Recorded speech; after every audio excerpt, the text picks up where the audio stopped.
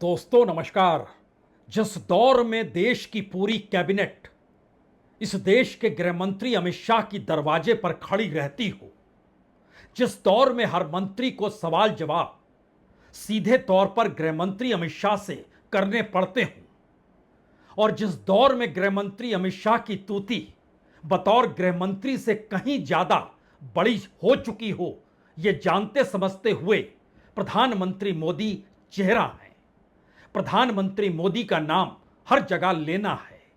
PMO में बैठे अधिकारी हर मंत्रालय के अधिकारियों से बातचीत करेंगे और उसके बाद जो पॉलिसी बनेगी या जिस पर जो सहमति बनेगी उस पर आखिरी हस्ताक्षर प्रधानमंत्री के ही होंगे, यानी उनके टेबल पर वो कागज जरूर रखे जाएंगे। लेकिन सबको कहीं से गुजरना है तो अमित शाह यानी देश के गृह मंत्री के दरवाजे से ही गुजरना है। तो इस ताकतवर शख्स को लेकर क्या कोई इस्तीफा मांग सकता है या फिर कोई इस्तीफा ले सकता है? यह सवाल पूरे बीजेपी के भीतर बेचैनी पैदा कर चुका है। यह सवाल मोदी कैबिनेट के भीतर हर मंत्री को कहीं ना कहीं परेशान कर रहा है और सरकार के भीतर इस बात को लेकर चिंतन मनन इस हद तक हो चला है कि आधी रात तक बैठकर मंत्रणा हो रही है रास्ता क्या निकले। और जो रास्ता पहली आधी रात को निकला उसके मतलब मायने एक ही है। अपने तौर पर हर किसी को व्यवस्था करनी होगी जिसके दायरे में या जिसके कटघरे में जो जंतर मंतर पर हुआ उसके कटघरे में गृह मंत्रालय या गृह मंत्री अमित शाह नहीं आए। क्या यह संभव है? संभव हो या ना हो, लेकिन देश के national security adviser Ajit Doval उस मीटिंग में शामिल होते हैं जिस मीटिंग के जरिए अब राहुल गांधी के सवालों का जवाब कुछ इस तर्ज पर देना है जहां पर गृह मंत्री का नाम तक ना आए। दिल्ली पुलिस को उन तमाम आंकड़ों तथ्यों को रखना है जिसके आश्रय गृह मंत्री अमित शाह का नाम कहीं दिखाई ना दे। और सुप्रीम कोर्ट के दरवाजे पर चल रही बहस में इस बात का जिक्र बाकायदा देश के मुख्य न्यायाधीश chief justice of India Suryakant को करना है कि दरअसल जो बातें बताई जा रही हैं उन बातों का कोई ओर चोर कानूनी तौर पर नहीं है। यह कैसे संभव होगा? या फिर इस दौर में सरकार पूरे तरीके से गृह मंत्री अमित शाह के इशारों पर अगर चल रही है तो फिर उन्हें निकालेगा कौन? और अगर इस्तीफा ले लिया गया तो फिर सरकार बचेगी कैसे? बात तो उसके बाद सीधे प्रधानमंत्री तक होगी। यानी प्रधानमंत्री तक पहुंचने के लिए जो बीच का एक सबसे बड़ा दरवाजा या बड़ी दीवार है वो गृह मंत्री अमित शाह की है। कौन है इतना सक्षम और कौन है इस तरीके का निर्णय ले पाने वाला? शायद कोई नहीं। तो फिर राहुल गांधी ने जब इस्तीफे की मांग की उसके बाद पार्लियामेंट के भीतर जो मीटिंगों का दौर चल रहा था और जो आधी रात तक चलता रहा और उसके बाद आज सुबह सवेरे से जो बातें निकल कर आने लगी वो खुले तौर पर कहीं भी गृह मंत्री अमित शाह को जंतर मंतर से जोड़ने की इजाजत नहीं देती है। तो क्या संकट जंतर मंतर से कहीं ज्यादा बड़ा सरकार के सामने इस वक्त अमित शाह की कुर्सी को बचाने का है? या अमित शाह फंस चुके हैं और मुश्किल हालात ये हैं कि इस देश के भीतर हर संस्थान और हर वो शख्स लग चुका है कि किसी भी हालत में गृह मंत्री अमित शाह तक कोई आंच पहुंचनी नहीं चाहिए। यह बड़ी उलझी हुई परिस्थितियां हैं, लेकिन हमें लगता है इसके हर सिरे को आज पकड़ने की जरूरत है। सामान्य तौर पर कोई मंत्री वो कितने भी बड़े कद्दावर तौर पे क्यों ना हो वह देश नहीं चलाता है, लेकिन इस दौर में प्रधानमंत्री का चेहरा, उस चेहरे के आश्रय उनका नाम और सिर्फ उन्हीं का चेहरा और उन्हीं का नाम जो हर मंत्रालय के भीतर के प्रचार के जरिए इस देश में गूंजता रहा। उसके बाद यह सरकार क्या वाकई दो ही पिलर पर चल रही है? एक पिलर प्रधानमंत्री मोदी खुद हैं और दूसरे अमित शाह हैं। इसके बाद कोई तीसरा नंबर आपको दिखाई नहीं देगा। लेकिन हर नौकरशाह की, इस देश में जुडिशरी की, इस देश में खुफिया एजेंसियों की, यहां तक कि national security adviser Ajit Doval की भी साख या कहें बहुत कुछ इस ट्रैक पर इस सरकार के साथ ही लगा है। यानी एक क्षण के लिए सोचिए कि अगर इस सरकार को कोई मुश्किल हालात में फंस कर गिरने की स्थिति आ जाए, तब तो जिसका जो कुछ स्टेक पे लगा हुआ है उसके भीतर हड़कंप मच जाएगा।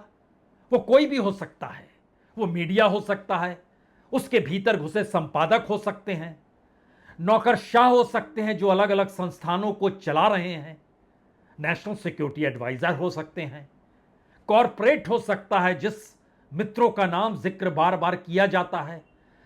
यानी ये एक ऐसा संकट है जिसको राहुल गांधी ने छेड़ दिया और संकट को राजनीति से नहीं छात्रों के साथ जोड़ दिया।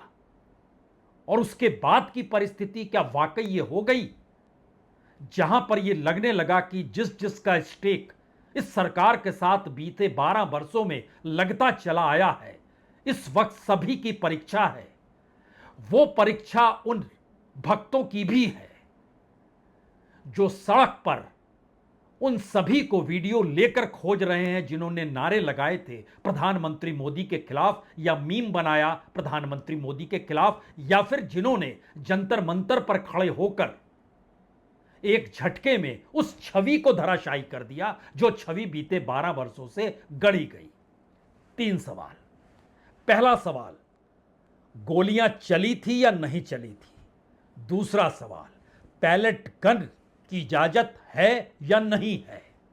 तीसरा सवाल, जो जंतर मंतर पर हुआ उसमें दिल्ली पुलिस के पास कहने के लिए क्या कुछ है? इन तीनों प्रक्रियाओं को समझने के लिए सबसे पहले जरूरी है एक दृश्य देख लेना। आधी रात के वक्त पार्लियामेंट के भीतर से निकलते हुए प्रधानमंत्री, गृहमंत्री, पूरी कैबिनेट क्यों वहां आधी रात तक वो कल मौजूद रही? दरअसल वो इंतजार कर रही थी राहुल गांधी क्या कहेंगे, और जब उन्होंने कह दिया तो हर किसी को पार्लियामेंट बुला लिया गया। और जरा इस दृश्य को पहले देख लीजिए।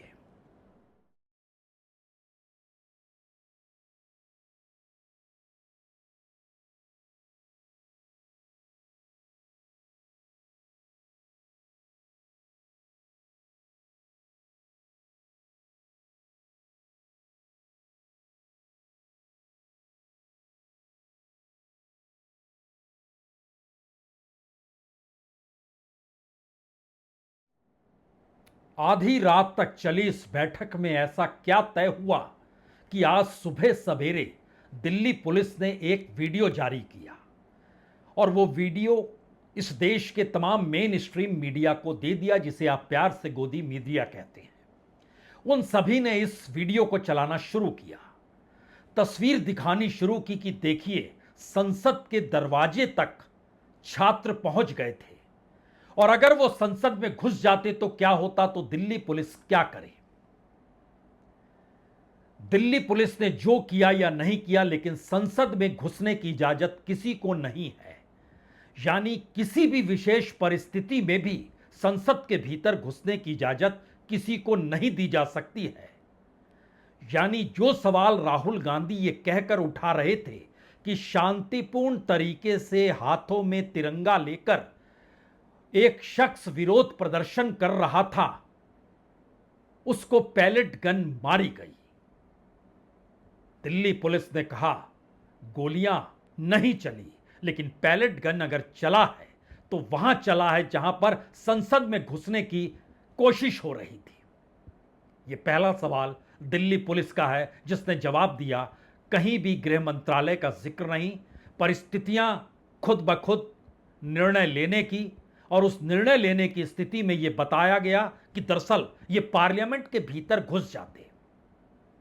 तमाम न्यूज चैनलों में आप इस वीडियो को देख सकते हैं, और इसकी पूरी की पूरी व्याख्या हर कोई कर रहा है जो मेन स्ट्रीम मीडिया में है। लेकिन अगला सवाल, पुलिस ने कह दिया गोलियां नहीं चली।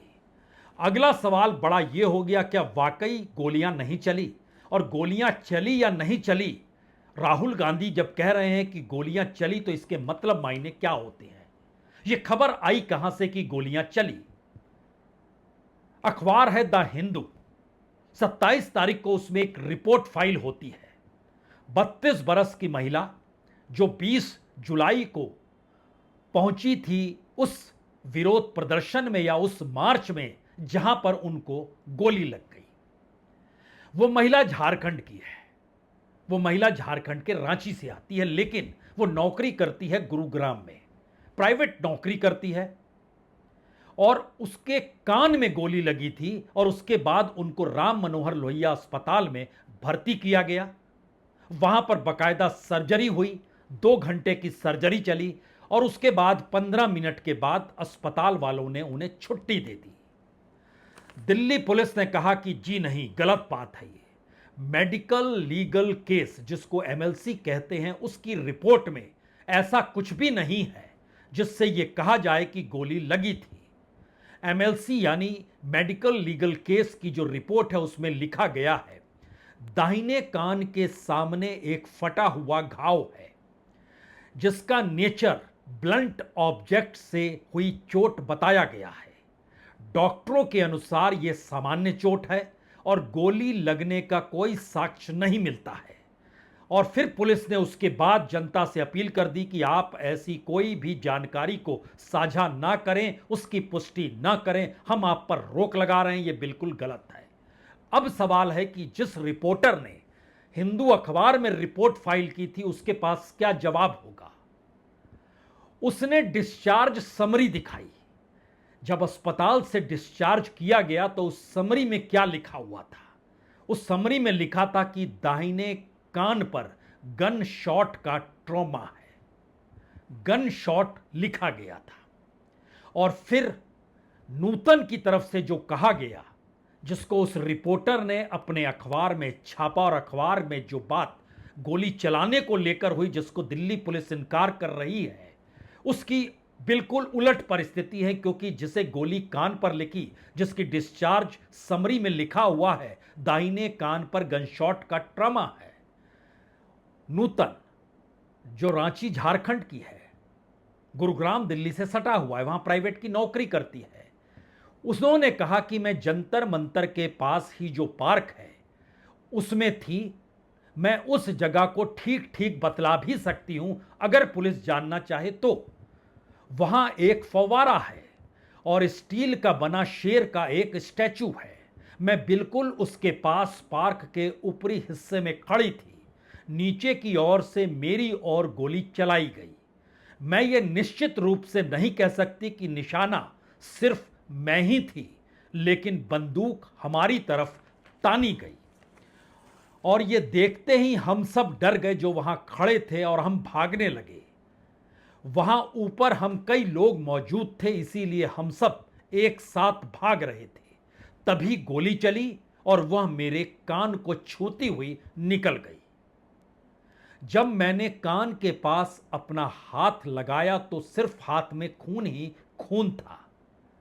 यह देखते हुए सड़क पर खड़ी एम्बुलेंस को मैंने इशारा किया और वह मुझे आरएमएल अस्पताल पहुंचा गया, जहां 2 घंटे तक सर्जरी चली और 15 मिनट के बाद मुझे वहां से छोड़ दिया गया। यानी गृह मंत्री के ऊपर कभी कोई आंच ना आए, इसको लेकर मंत्रणा हर स्तर पर हो रही है। दिल्ली पुलिस ने अपने तौर पर पूरी चीजें कर डाली।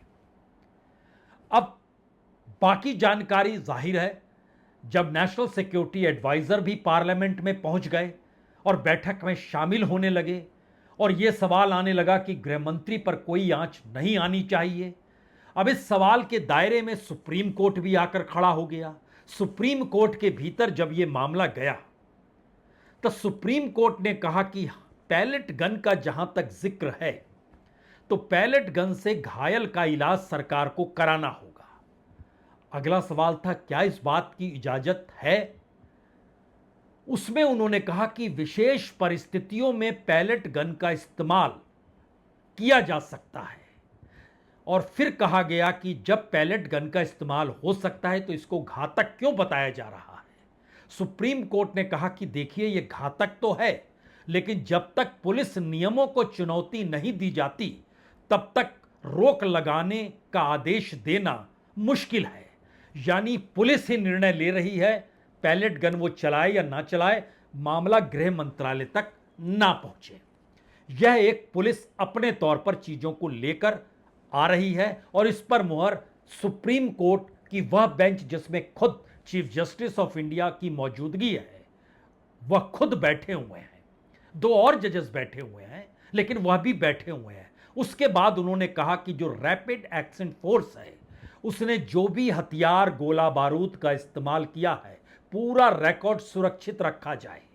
गाहे बगाहे उसकी जरूरत पड़ेगी, सामान्य तौर पर जरूरत पड़ेगी रैपिड एक्शन फोर्स के द्वारा इस्तेमाल किए गए हथियार गोला बारूद की।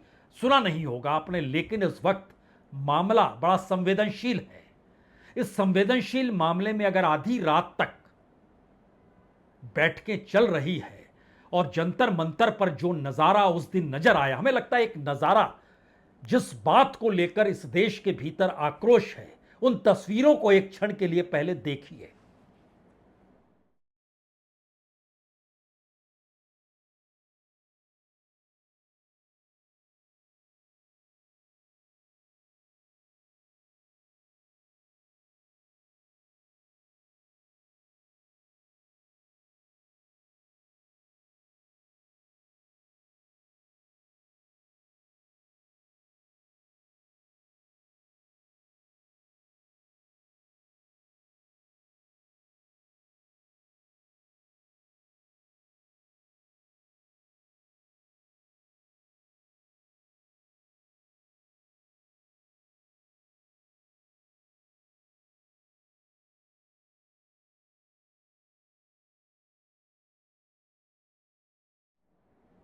ऐसी बहुतेरी तस्वीर होगी जो हर जगह मौजूद है, लेकिन सवाल यह है कि इसका ऑर्डर दिया किसने।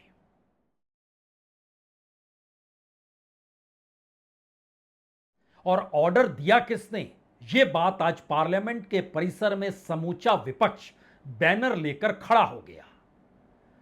लेकिन लौटिए दोबारा उस परिस्थिति में, क्या वाकई इस सरकार के सामने बड़ा संकट अमित शाह को लेकर खड़ा हो चुका है और खुद अमित शाह कहां फिट बैठते हैं, कहां अपनी बातों को रखेंगे, कब पार्लियामेंट में वो आएंगे, किस बिल को रखते समय उनकी मौजूदगी होगी, क्योंकि वन नेशन वन इलेक्शन यह भी बिल टल गया। पार्लियामेंट्री कमेटी जो बनी थी, अब उसकी मियाद बढ़ा दी गई।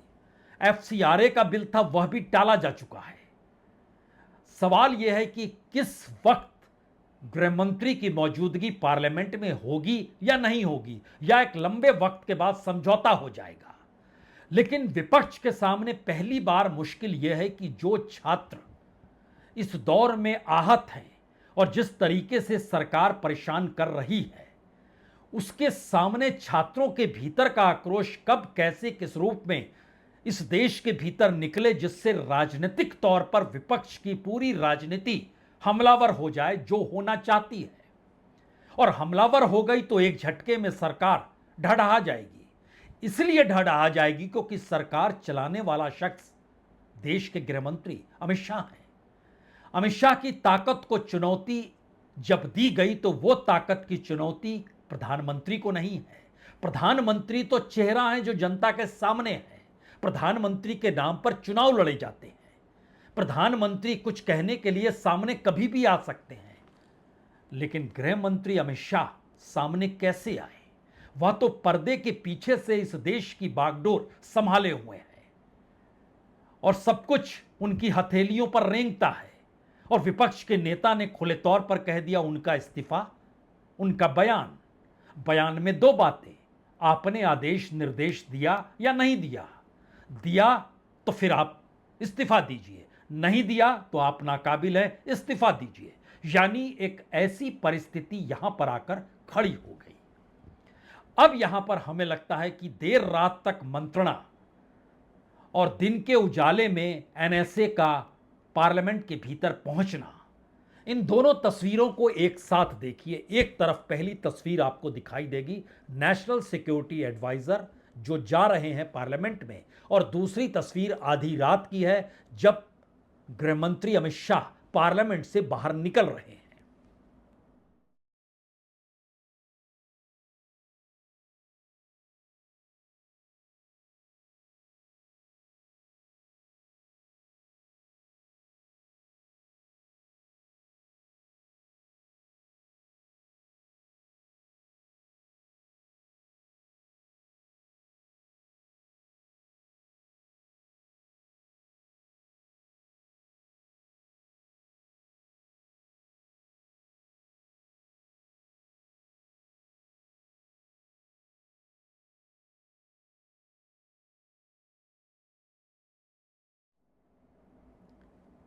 पार्लियामेंट कल 4:30 बजे खत्म हो गई थी। उसके बावजूद भी पार्लियामेंट के भीतर ही लगातार मंत्रणा होती रही। इस मंत्रणा का मतलब सिर्फ और सिर्फ अमित शाह हैं, या इस मंत्रणा का मतलब जो जंतर मंतर पर हुआ, या फिर जो जेनजी ने जंतर मंतर और पूरे देश में एक राष्ट्रीय आंदोलन की शक्ल में इस देश के एजुकेशन सिस्टम को लेकर सवाल उठाया, और इस देश का एजुकेशन सिस्टम नीचे से लेकर ऊपर तक कितना खोखला और पोपला है। ये बात स्कूलों में शिक्षकों की नियुक्ति का ना होना, बेसिक इंफ्रास्ट्रक्चर का ना होना, इस देश के प्रीमियर इंस्टीट्यूशंस में, वो आईआईटी हो, वो आईआईएम हो, वह कोई भी सेंट्रल यूनिवर्सिटीज हो, वहां पर बड़ी तादाद में पद खाली पड़े हैं, पढ़ाने वाले भी और एडमिनिस्ट्रेटिव लेवल पर भी। यानी मुश्किल हालात इस देश में शिक्षा को लेकर सरकार के सामने तो है, लेकिन जरा कल्पना कीजिए कि अब अगर हर जगह पे यह सवाल खड़ा होने लग जाए तो उसे रोकेगा कौन? और जो रोकेगा उसके ठीक पैरेलल में बाकी लोग जुड़ते चले जाएंगे, क्योंकि दिल्ली के जंतर मंतर ने 12 बरस की उस सरकार को जब इस्तीफा लेकर झुका दिया, जो इस्तीफे का कभी सोचती नहीं थी, तो इसके बाद तो छोटे छोटे कस्बों में, गांव में, शहरों में अब छात्र अपनी मांगों को लेकर आ जाएंगे। आप अचरज में मत आइए, क्योंकि जो तस्वीर अभी आप देखने वाले हैं वो तस्वीर इसलिए हैरान करने वाली है। ये स्कूल के छात्र हैं, शिक्षक नहीं है, इनकी मांगे हैं, नहीं तो हम नहीं आएंगे और आपको आने नहीं देंगे। आप कल्पना कर सकते हैं, इन छात्राओं के तेवर भी देखिए और इस आंदोलन के चेहरे को भी देख लीजिए। कोई भी चेहरा ऐसा नहीं है जिसको कोई पहचानता होगा लखनऊ में। यह उत्तर प्रदेश की तस्वीर है जो हम आपको दिखाने जा रहे हैं। यानी इस देश के भीतर एक फेसलेस आंदोलन की परिस्थिति, और उस फेसलेस आंदोलन में लोगों का हुजूम, यानी छात्रों का हुजूम, जेनजी का हुजूम, और अब तो जेन अल्फा आ गया, उससे भी कम उम्र का है।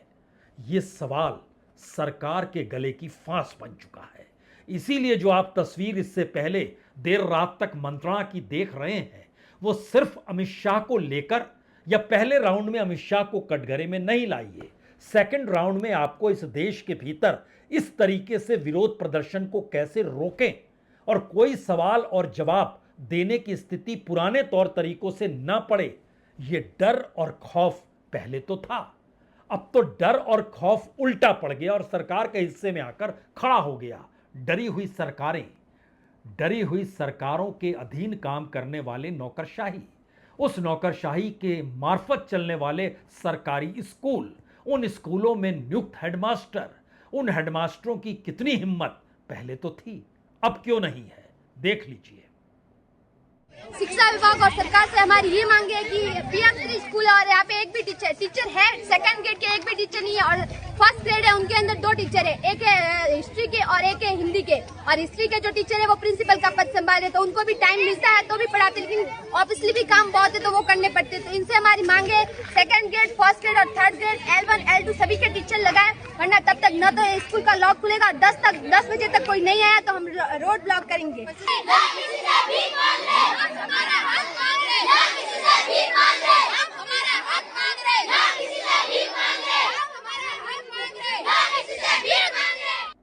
तो क्या धर्मेंद्र प्रधान का इस्तीफा लेना नहीं चाहिए था? जी, यह सवाल भी एक कैबिनेट मिनिस्टर ने मीटिंग के भीतर उठाया और लगा कि जैसे गलती हो गई, इस्तीफा ले लिया गया, मैसेज उल्टा पड़ गया। अगर मैसेज उल्टा पड़ गया तो क्या मैसेज एक बार फिर उल्टा पड़ने वाला है? गृह मंत्री अमित शाह उस दायरे में आने वाले हैं। यह मैसेज उल्टा क्यों पड़ रहा है? क्या पार्टी के भीतर, आरएसएस के भीतर, सरकार के भीतर कोई टकराव है? आपस में सरकार के भीतर भी क्या कोई टकराव है? वहां पर भी क्या गुटबाजी खुलकर हो रही है? अपनी अपनी गोटियां सेट की जा रही है। प्रधानमंत्री मोदी चेहरा हैं, प्रधानमंत्री मोदी के आश्रय बीजेपी की पहचान है, सत्ता में है, तो फिर देश चलाने वाले अमित शाह को कटघरे में खड़ा कर दिया गया, तो क्या यह भी उस कूटनीति का हिस्सा है जिस कूटनीति के दायरे में बीजेपी के भीतर अपनी ही सरकार को लेकर हड़कंप मचा हुआ है। कई मंत्री हैं, कुछ हंस रहे हैं, कुछ मुस्कुरा रहे हैं। एक तस्वीर में आपने देखा, रात के अंधेरे में गंभीरता के साथ उतरते हुए सीढ़ियों से अमित शाह थे, आगे मुस्कुराते हुए पीयूष गोयल थे। इस दौर में कमोवेश हर फ्रंट की स्थिति नाजुक है। इसीलिए सवाल यह नहीं है कि एजुकेशन सेक्टर, सवाल तो हर सेक्टर का है। वो कोई भी सेक्टर हो, वो सेक्टर अंतर्राष्ट्रीय भी हो सकता है, वो देशी परिस्थितियों के भीतर देश की इकोनॉमी से जुड़े हालात भी हो सकते हैं। किसी भी मंत्रालय को लेकर कोई भी हाथ उठा लीजिए और सवाल करना शुरू कीजिए, जवाब आपको नहीं मिलेगा उस मंत्रालय से, क्योंकि सब कुछ बंधा हुआ है एक सेंट्रलाइज फोर्स के तहत, जिसे लोग पीएमओ भी कहते हैं। और उस पीएमओ के साथ तारतम्यता होम मिनिस्ट्री की है या गृह मंत्री अमित शाह चीजों को देख रहे हैं, समझ रहे हैं। यह एक गवर्नेंस के नए तौर तरीकों में पहली बार सीधी चोट सबसे ताकतवर शख्स को लेकर हुई है। इसीलिए यह बेचैनी जो है बड़ी व्यापक हो चली है। इसको रोका कैसे जाए, और इसमें अपनी अपनी भूमिका हर कोई निभा रहा है। लेकिन इस भूमिका को निभाते वक्त एक सवाल अपने जहन में आप जरूर रखिए, ये वो पार्लियामेंट है जहां हर दूसरा शख्स दागी है। जी, उस पर कोई ना कोई आरोप लगे हैं। 46% पार्लियामेंट्रीज जो हैं दागी हैं, और हर पांचवा सांसद जो है वो 12वीं भी पास नहीं कर पाया है, यानी कॉलेज उसने देखा नहीं है। और दूसरी तरफ जेनजी जिन सवालों को जिन तरीकों से उठा रही है, वो एक मैसेज है भारत के भीतर पॉलिटिकल और सोशल रिफॉर्म का नहीं, ट्रांसफॉर्मेशन का। ये पॉलिटिकल और सोशल ट्रांसफॉर्मेशन कैसे होगा, चिंतन मनन तो उस दिशा में भी जा चुका है। मंत्रिमंडल विस्तार कर दिया जाए, युवाओं को शामिल कर लिया जाए, मुश्किल सवाल है। इस दौर में क्या सब कुछ युवाओं को लेकर केंद्र में रखकर किया जाए, यह भी मुश्किल सवाल है। सोच तो रहे थे कि इस देश में सोशल मीडिया पर भी नकेल कस दी जाए, मुश्किल सवाल है। फिर आप करेंगे क्या, क्योंकि जो 40 करोड़ युवा है, जो जेनजी है, और अब उसमें आप जेन अल्फा को भी जोड़ लीजिए, वह भी जागृत हो गया, क्योंकि यह दौर टेक्नोलॉजी का है, सूचना क्रांति का दौर है। सूचनाएं हर वक्त हर किसी के पास पहुंच रही है। कैसे रोकेंगे? दो ही रास्ते बचते हैं। पहला रास्ता, लौट चलिए उन्हीं 12 वर्ष की इमारत पर जहां किला आपने ऐसा बनाया था कोई सेंध ना लगा सके, उसे प्यार से लोग तानाशाही कहते हैं। और दूसरा रास्ता, इस देश के जेनजी की भाषा को समझिए, उसकी जरूरतों को समझिए, और फ्रीडम का मतलब क्या होता है, डेमोक्रेसी का मतलब क्या होता है, यह कॉन्स्टिट्यूशन में लिखा हुआ है। इसके लिए आपको अपने कॉन्स्टिट्यूशन को गढ़ने की जरूरत नहीं है। कौन सा रास्ता अपनाएंगे आप, यह महत्वपूर्ण है, क्योंकि इस वक्त इस सत्ता के सबसे ताकतवर शख्स को कटघरे में खड़ा किया जा चुका है। बहुत बहुत शुक्रिया, बहुत बहुत शुक्रिया।